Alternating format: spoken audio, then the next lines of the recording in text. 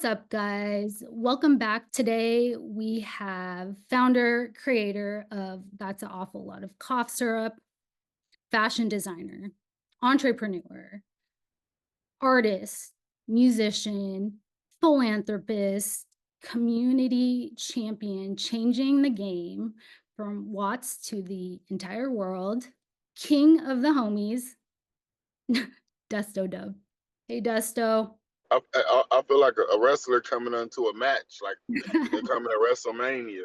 What's going on? That's the vibe you give. It's good. There's energy. We like it. Let's get it.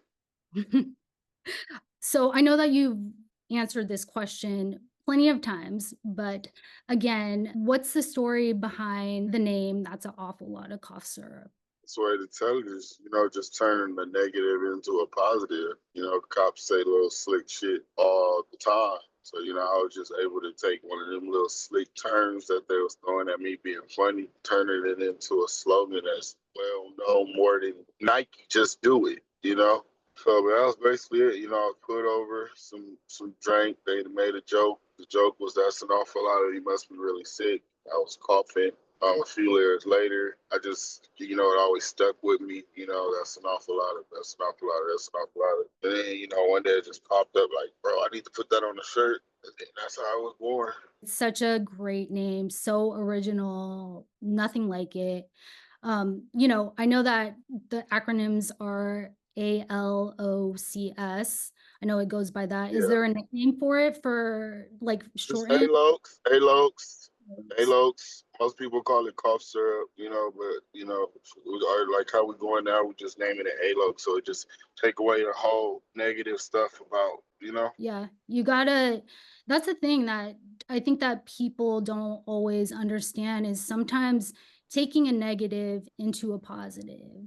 People always are obsessed with just focusing on negative. Have you heard that saying? It says, for every one positive or for every one negative, it takes seven positives to even it out. It's like Yeah, we need to change that, you know? really overly. It needs to get changed ASAP. Yeah, seriously, we need that in the world. But so going back to, that's an awful lot of cough syrup.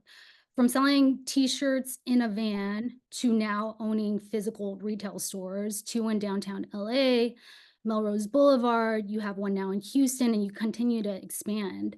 How was it opening your first store and how did you know when you were ready? Oh, I didn't know I was ready. I was so nervous when I opened my first store. But it was one of them things where you had to get ready. My previous spot was just be under so much turmoil and so much negativity. It was like I got to get up out of here in order for me to grow or even to survive. So when I took that leap, it scared me, not knowing if, I'm leaving a good thing behind, if I never can get back to that point, opening this store over in this area.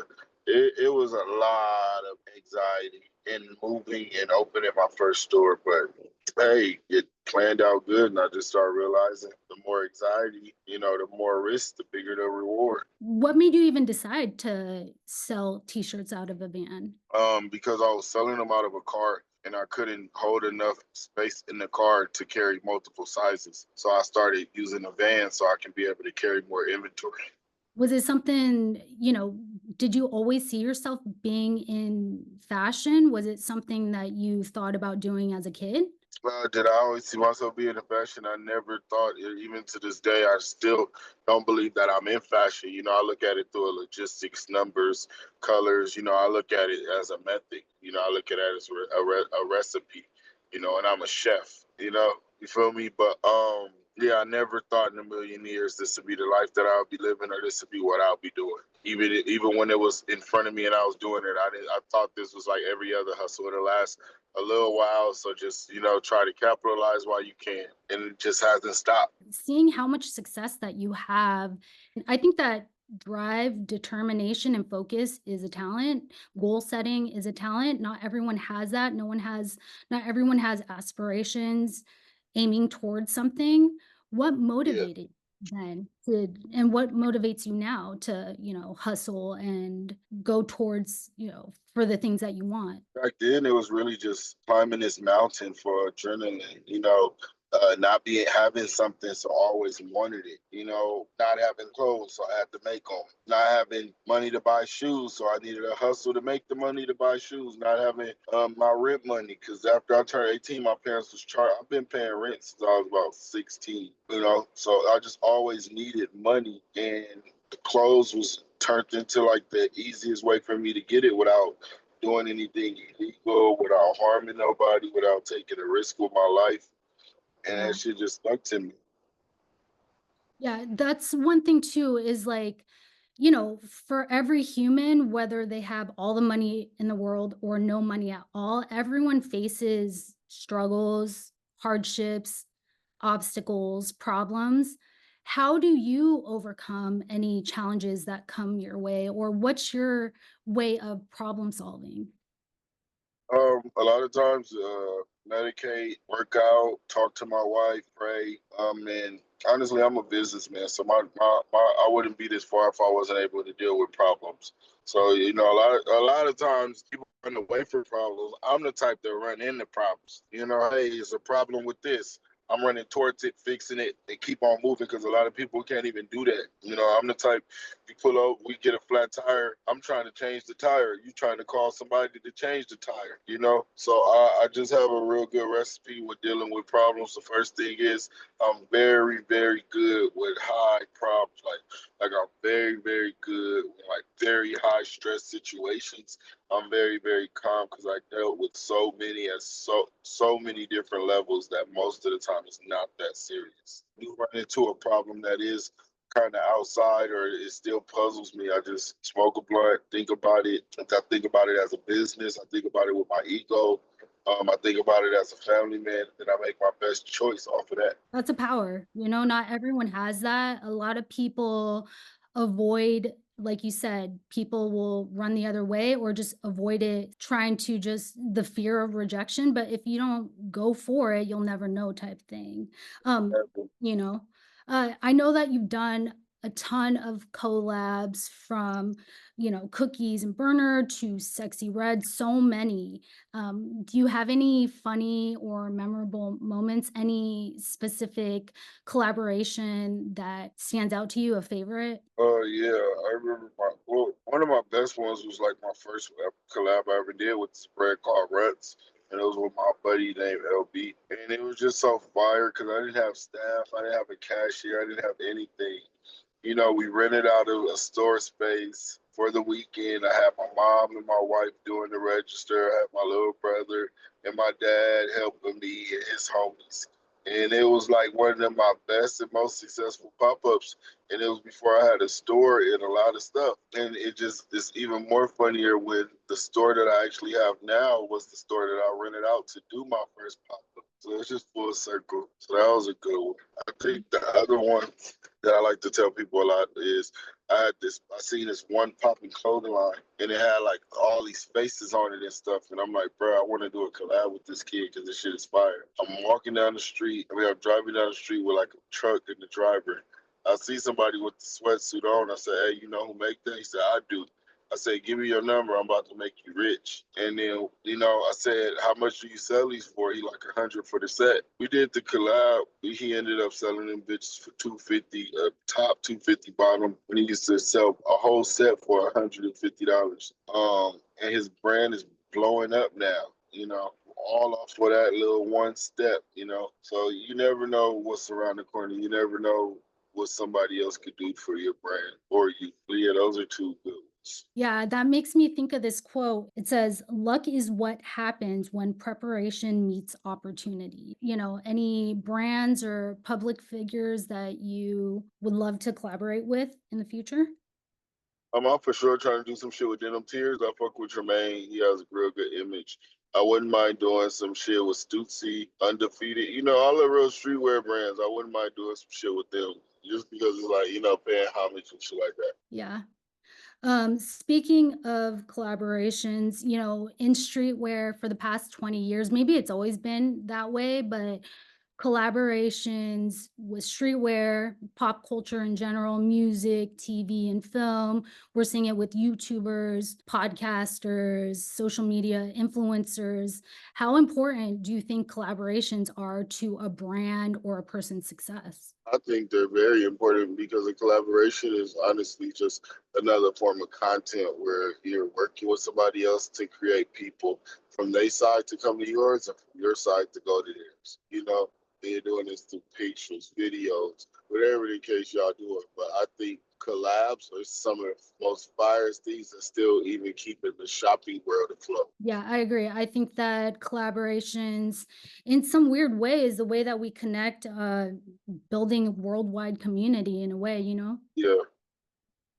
On Radar Radio, you had done an interview and you said that you stated being very hands-on.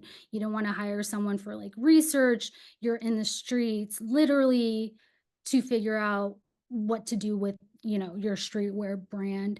How much does the streets inspire you creatively and as a person? 1000%. That's how much of it inspires. Because this streetwear, I gotta see what they wear, how they wear it, why they not wearing it, why would they wear it? I just need all that type of stuff.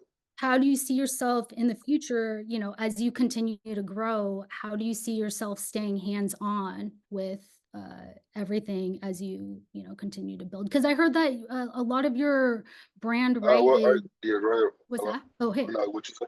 Oh, I was saying, as your brand, because it continues to expand and you just continue to succeed and grow, how do you see yourself staying hands-on? Because I heard that, I don't know if it's true, but that you manufacture in the US. Is that something that you still do? Yes. The bigger we grow, the more I have to let go and hands it off to somebody. But that person would be doing what I would do, if not better. So it still give the same quality of me being hands on, but I'm just not gonna be as hands on because who has that many hands? Yeah, exactly. Yeah, you gotta build family. Again, it's community. So streetwear transition primarily in the 2010s into runway, high-end fashion. And I know that you did New York Fashion Week. Congrats on that. How was Thank that? you. Was that something that you sought out for, or was it organically something that happened? Yeah, they hit me up. A company was like, "We want you to do a runway show in New York," and I was with it. So it is funny because if you would have waited for me to just do it on my own, I would have never did it. But a company kind of laying that platform for me to where all I gotta do is just show up and show out. It made me do it, and it just made me understand fashion. It made me understand fashion a lot. Yeah, what's one thing that you learned from it? Just fashion is more so like fashion is like art. It's different kinds. You can't kind of categorize it in any type of thing. If you say fashion is art, so all of these brands are artists, or all of these brands are companies that let artists represent their pieces that's coming out. I'm understanding that there are color schemes for the year, there are color palettes for the year. I'm understanding who are the leaders in the fashion. I'm understanding that your runway piece don't necessarily have to be dropped in a collection. It could just be something that you showcase just to show where your company is heading. It's kind of like a concept car. We're probably never going to drop this. We might drop something with that's similar, but this is just really to show y'all that we really the top of the line when it comes to this shit. Plus what we're about to drop. So, it just taught me all of that about fashion and how it's not just about numbers. These people really care about it. They put their blood, sweat, and tears into it. You know what I mean? Yeah. Going back to collabs and brand partnerships, you've done stuff with Four Loko, Loose Leaf, LRG, and most recently Rhyme USA. So is this your first shoe design and Uh, when does it drop? this is my first shoe design. Is You can expect some comfortable shoes. I didn't put out no cheap shoes. The quality is there. They're gonna match it, the cough syrup drip, and they're fire. You can wear them up. You can wear them down. I can't wait for people to start busting these bitches. When does it release? What's the drop date? Early August. That's exciting. Congrats. Thank you so much. So we actually got connected through Rolling Loud. That's how I had discovered you, became a fan. So you've worked with Rolling Loud for multiple years. Matt and Tariq, in ways, are very much pioneers and entrepreneurs of this era too. How did that come about? Like, how did you guys get connected? What's the story behind that? Really just two hustlers. You feel me? They seen the hustle in me. They see me hitting these cities behind them. They gave me when they came to LA. They wanted me to be a part of the whole LA rollout because they was doing it at the Forum, not like San Bernardino. And it was just a match made in heaven. They mess with me, and I vice versa fuck with them, and we help each other have great shows, great pop ups, great everything. Speaking of music, you've performed there as well. What came first, the music or fashion? And Music. when did you decide to pursue music? As a kid, everybody wanted to be an artist, But I started after like high school. I started really recording, and then the thing was I was making more money off the clothes than I was off music. Even though I was spending more money, I was still making more. So that's how I started. I'm loving your new song, "Sand to the Beach" and "None Like Us." Yeah, Thank you. those are great. For any fans that are just discovering that you're a musician, what's first songs that you recommend they listen to? Like Desto Dubb, I got stand to the beach. And then maybe play Bank Teller as well. That's what me, Lil Uzi, O3 Greedo, Lil Pump, and Smokepurpp. Is there any, like, dream collaborations, any bucket list, music-wise that you'd love to. Yeah, I wanna make a song. I wanna make a song with probably Kid. I would love to do like a song with Drake, introducing them back to this side of town. I love that idea. I love that idea. Going back again, entrepreneur, artist, not only do you do that, you're a jack of all trades, you are also a philanthropist. There was a statement I read that said, as a growing multi-million dollar entity across Southern California, ALOX aims to amplify creators in overlooked and underrepresented communities and help them discover their true potential. The LA brand is reputable for its hard work, perseverance, and commitment to community in which it works and lives. Again, you're not only an entrepreneur, but you're also a family man, philanthropist. Why is it important to you to give back? Because there's people out there that need it more than I do. So you call it giving back. I call giving too. And I just feel like they already going through enough. This little bit of money could help them out, make them happier. Why not donate it? And you're doing stuff with UCLA and USC. Yeah, so I've been visiting both of them schools for about 2 years now, dealing with their different clubs. The last time I went to USC, they reminded me that they had like some fest or festival going on. I became a vendor. We sold a whole lot of coffee subscriptions. Now, this might sound strange to you, but I almost see you pioneer meets punk. Like you are pioneering, innovating streetwear of this era, but you have this aesthetic, the do it yourself mentality, self expression, even with the brand name. That's an awful lot of cough syrup. That is, in ways, punk rock, doing something edgy. So, um, Let's get it. how do you feel Southern California has influenced you as a person, as a creative? And do you see yourself with a little punk rock aesthetic, punk rock vibe? I do. I do. I fuck with the Silver Lake punk rock aesthetic. Fuck with the vintage tees. A lot of my references come from vintage tees. It's great. You hit it dead on. From the way we dress to the clothes that I feel like I'm going to is streetwear, but the punk rocks are on the street as well. There's also a YouTube short that you had put up from New York Fashion Week. It said something like, "When I die, I want to be remembered for the life I lived, not the money I make." Is that a personal statement or is that an excerpt? No, it's a personal statement. It's just like, a lot of times people cherish people by like, the money and stuff, and they don't care what they do. I'd rather be cherished by like what I actually did, not just the money I made. Like he built, like how you started philanthropist, entrepreneur, this, that, and other. A lot of people have the same amount of money and don't do shit. Agree. Yeah. And, you're also a husband and a dad of two. How do you balance it all? How do you do the work-life balance? I'm bad at balancing. I don't balance. I try to. It's hard. I'll try to be with my family too long. I'll miss out on some meetings. I'll try to be at a meeting too long. I'll miss out on my family. It's one thing that I haven't mastered yet. Yeah, I know. I wish there was 48 hours in a day or 14 days in a week. I agree with you there. Yeah, Um, because like when it get dark, I got to get home and it be like this job's not finished. yeah, I feel it.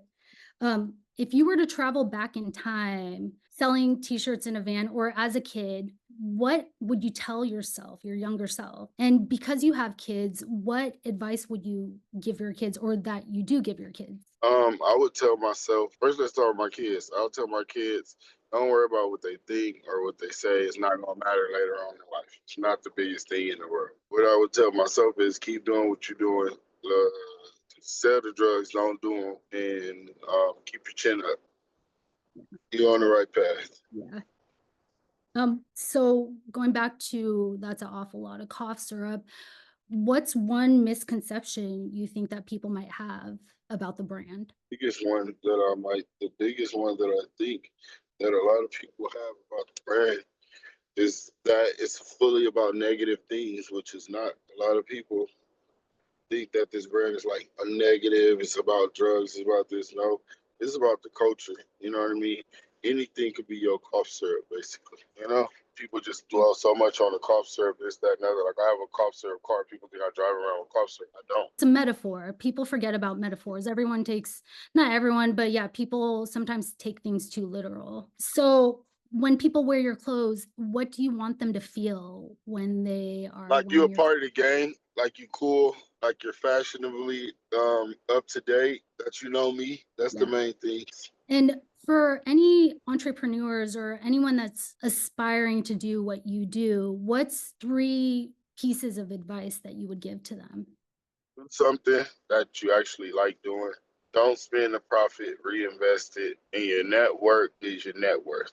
And what's one piece of advice that maybe someone gave to you that's helped, impact you and your success? Just because you fish every day don't mean you're gonna catch fish. So just because you sell clothes don't mean every day you're gonna sell some clothes. Some days you sell more than others, some days you sell some days you don't. And what can people expect from you in years to come? Uh, Is there any other industries or any future? we'll just have to see and find out. Honestly, I'm interested in a lot of things, cryptocurrency, the the blockchain, all those things, stocks. You might see me as a pastor in a few years. You might see me as a mayor. But it's always gonna be an awful lot of it. If there was one thing that you could add to the world and one thing that you could remove, what would that be? One thing that I could add, I would add AC to add. Like I'll add everybody get AC. What would I take away? I'll take away taxes. I'm with you on that one too. Desto Dubb for mayor, president, Take possible. over the taxes, man. We need them out of here. Be like one of them states like Montana or Florida or some shit. Yeah. All right, Desto. Well, thank you so much. Any last words? Anything that you would like to, end on? Hey man, I appreciate all my supporters out there. I appreciate y'all for having me. We here. We started from nothing. You can too, and just keep pushing your line. And don't ever stop trying. That's the main thing. I was 32 when I first started making money with this shit. Don't ever think it's too late. Well, thank you again, Desto, for your time, and we look forward to continuing to follow along with you. Awful lot of it. Thank y'all for having me. All right, thanks, Desto. Have a good day.